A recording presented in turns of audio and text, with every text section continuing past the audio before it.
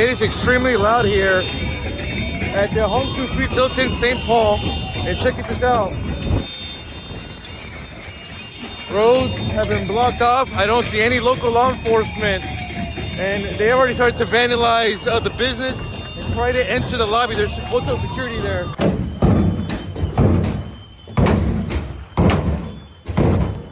Let me hear you say, I ain't no shit, 'cause I come on. Y'all not gonna listen to me. So it's been yet another weekend in Minneapolis where Tim Walz and Jacob Frey have completely surrendered control of the streets to the violent leftist mob and of course label us the authoritarians and bad guys if we remotely suggest that, I don't know, maybe something should be done about this. Maybe there should be basic law and order in a major American city. And by the way, you might see less of these confrontations with ICE if there were any police around, but I guess not. And as a result, we are seeing these protesters, quote unquote, get increasingly more and more bold in their actions. And after all, why should that surprise anyone? When they understand that they're being enabled, when they understand, oh, nobody's doing anything about this, we actually have control of the city, then what are they going to do? Take control of the city. And that is exactly what happened last night, as apparently these leftists tried to set up a recreation of Chaz. I don't know if anyone remembers the Capitol Hill Autonomous Zone in Seattle, Washington back in 2020, but here you have them once again trying to set up barricades and essentially set up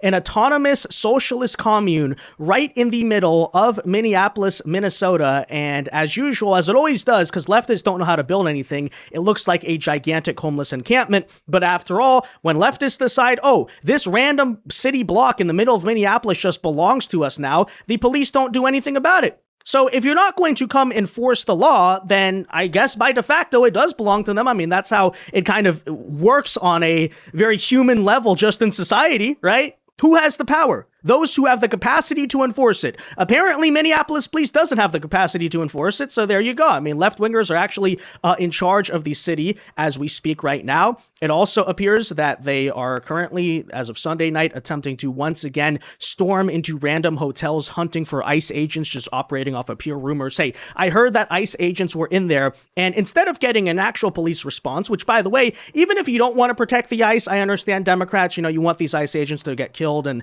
that's why you're so mad when they act in self-defense. For the safety of the hotel workers, of other people staying there that might actually be Democrat voters and mistakenly confused for ICE agents, given the sheer number of times we've seen those cases of mistaken identity, you would think maybe something should be done about that. Hey, let's call the police. Let's back them off. It's private property after all. No, instead, what we have is one pathetic, not to personally insult him, but the response here is pathetic, right? One Minneapolis police officer attempting to simply negotiate with the violent mob as they storm into the building. And yeah, that is the situation. Now, you might think for a moment that with the National Guard deployment, keep in mind deployed by Tim Walz now in Minneapolis, the situation might look a little bit better. And theoretically, that could be possible, right? If not for the fact that the National Guard apparently is just there to hand out donuts. This is real, by the way. Hand out Dunkin' Donuts to the left-wing rioters before they go proceed to riot. So that is the situation right now on the ground, guys.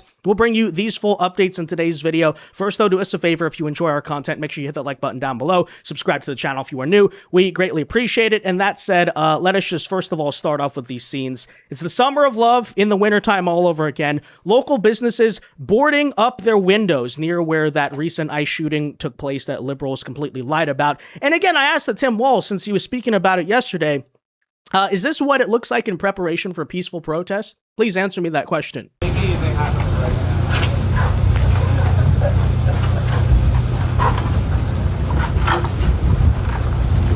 How you doing, Mikey? Good. Now, I know the left loves to use the slogan of "this is not normal" when it comes to, let's say, enforcement of basic immigration law, or saying that, violent criminals shouldn't be released 72 times so that way they can go light people on fire on subways and similar such behavior.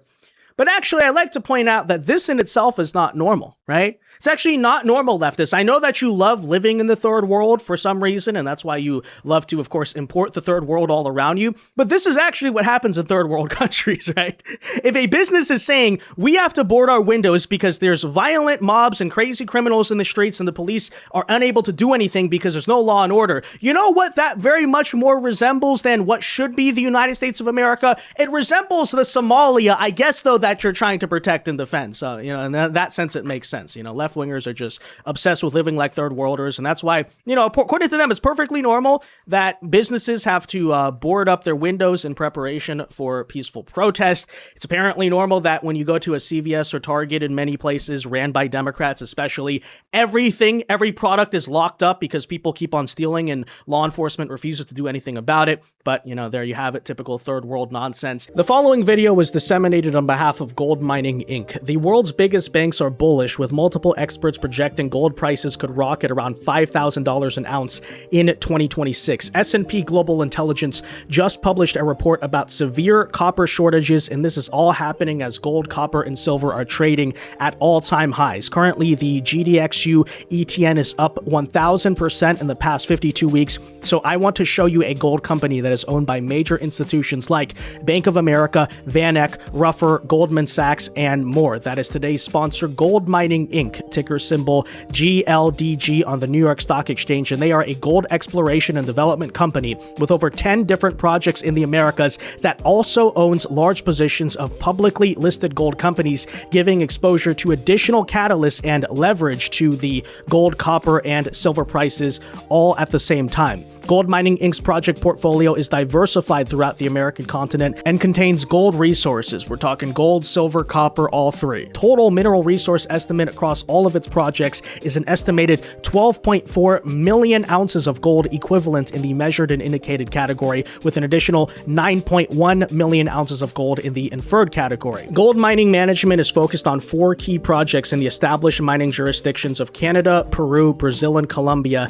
and they also hold meaningful equity positions in 4 publicly listed and traded gold companies. One of those is Gold Royalty Corp, whose shares appreciated by 290% in the past year, and GoldMining Inc. owns about 9.6% of this billion-dollar market company. Nev Gold as well shares appreciated by 400% in the past year, and GoldMining Inc. owns approximately 14.3% of this company, both of which who are trading at multi-year or all-time highs. As of January 14th, the market cap of GoldMining Inc. is currently $307 million, with its portfolio of 4 core equity holdings alone having a market value of approximately $230 million at their most recent closing prices on January 14th. Think about that, in one of the most prolific gold, silver, and copper bull markets ever, with all 3 trading at all-time highs and all 3 up 100% in recent years, GoldMining Inc. owns a portfolio of 4 additional publicly traded gold companies, 2 of which have tripled and quadrupled in the past 52 weeks, and the company also owns its own extensive portfolio of gold, copper, resource stage mineral properties in the Americas. If you want exposure to gold and copper through a company with exposure to gold price, a pipeline of development projects, and reputable institutional and insider backing, GoldMining Inc. deserves a closer look. As always, make sure you review GoldMining's public filings for important information, including its most recent annual information form and technical reports. These are all available at www.cedarplus.ca. All of that information is in the description, and as usual, this is not financial advice. Make sure you do your own research and due diligence, but be sure to go learn more about gold mining for yourself. And that continues last night as leftists, as you can see here, started setting up this autonomous zone in Minneapolis using dumpsters and trash to essentially set up their little socialist commune here. And again, I just say, as you can tell, given their behavior, given what they're defending, by the way, these people are very uniquely obsessed with living like third worlders. But here you go. Here's the new autonomous zone, the leftist settlement right in the middle of a Minneapolis street. And once again, I say police nowhere in sight. It appears as of now, they've still not done anything about this. And we did show the videos yesterday, by the way, of them constructing this during the day. So even in the night, the police basically said, okay, left-wingers, you can have this.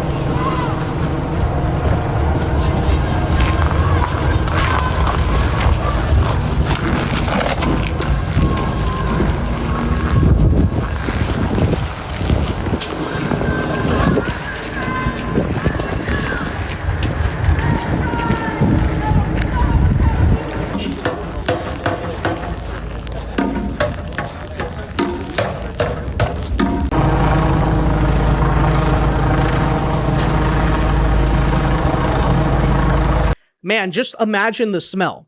And here you see leftists quite literally living like homeless people, right? You can't make that up. What are they doing? They're hanging out next to dumpsters. The whole scene looks disgusting. They're quite literally warming their hands over a trash can fire. It looks like a scene straight out of a fentanyl party right underneath a Los Angeles freeway underpass. Yet that is apparently left-wing activists in America, and they're basically showing you, right, this is how we want to live. This is the society we want to have. Keep that in mind, because these are the very people who call you a fascist. Which means basically what? Like, what do they get mad about when right-wingers come and say, well, we want to basically live in a nice country, right? We want to have clean streets, functioning infrastructure, low crime, safety, secure borders, common sense immigration policies, you know, very basic stuff. And then they come to us and say, you're evil, you're a fascist. Basically, the reason they're saying that, right, going back to this whole third world point,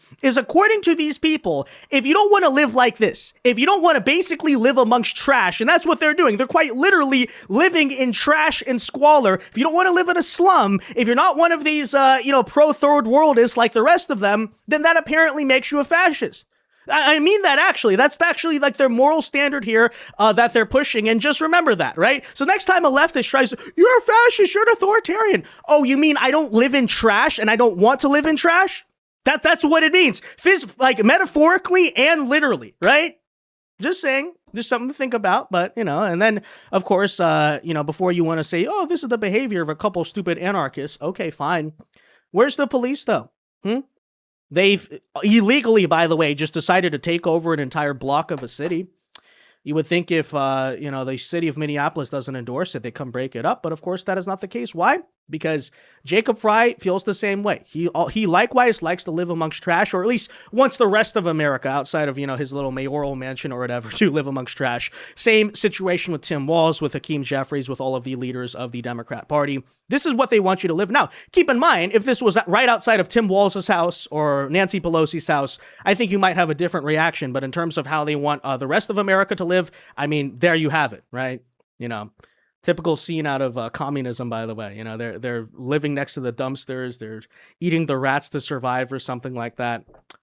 Left-wingers are addicted to these things, That's why the architecture they built throughout history is so ugly, why their societies are just so dysfunctional, why they basically do a thing where they try to mass murder the normal people for being too normal and having standards, This is a story of leftism in history. I told you here first, guys. But anyways, that said, so we see that scene. Here you likewise have these left-wingers taking over the streets. But apparently now, as of tonight, they're outside this St. Paul hotel that they simply suspect ICE agents are staying in, as Nick Sortor points out here, by the way, and we also talked about. Although the last several times they pulled this stunt, they were wrong and terrorized innocent people. But still, nonetheless, take a look at those scenes. And I also want to show you this video right here of them breaking into the hotel. No police in sight besides one officer who's standing in there negotiating with them, negotiating with violent terrorists. Check it out.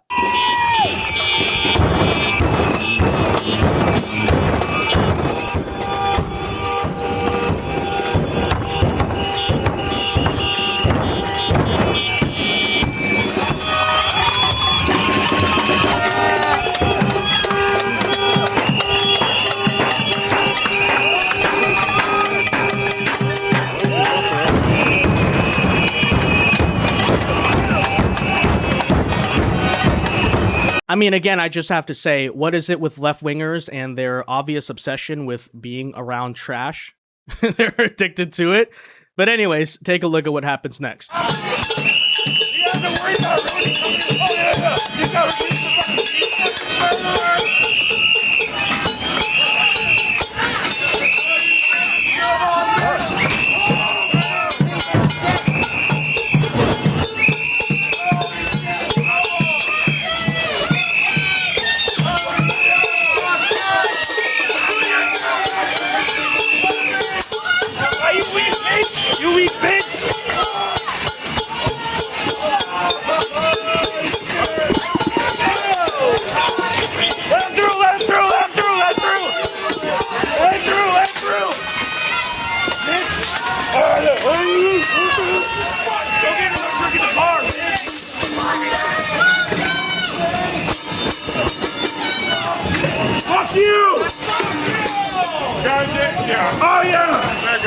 Y'all back up! Back up!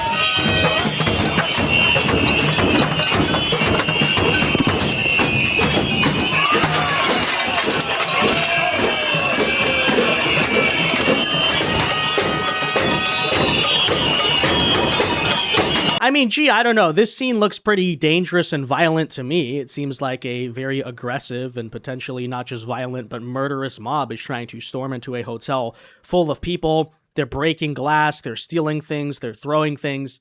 But don't worry, guys, okay? No need for backup, right? No need to send National Guard or SWAT team or riot control. No, this one Minneapolis police officer, he totally has a situation under control, right? He's going to hold back this crowd. Oh, wait, he's literally just standing there and watching as all this happens. They're smashing glass, okay? I don't know how many crimes they're committing here, but I'd have to assume it's several. In some cases, these people aren't even really covering their faces because they understand that, well, very little consequences are likely to come down there, right? And the police just stands there and basically is like, could you guys please stop now? Oh, no? You're not going to stop? Okay. Yeah, I'm a law enforcement officer, but apparently there's no law here, and there you go. And look, I don't want to attack him too much because the poor guy, I mean, clearly it's a situation you need more than one police officer, but that is Minneapolis policy, right?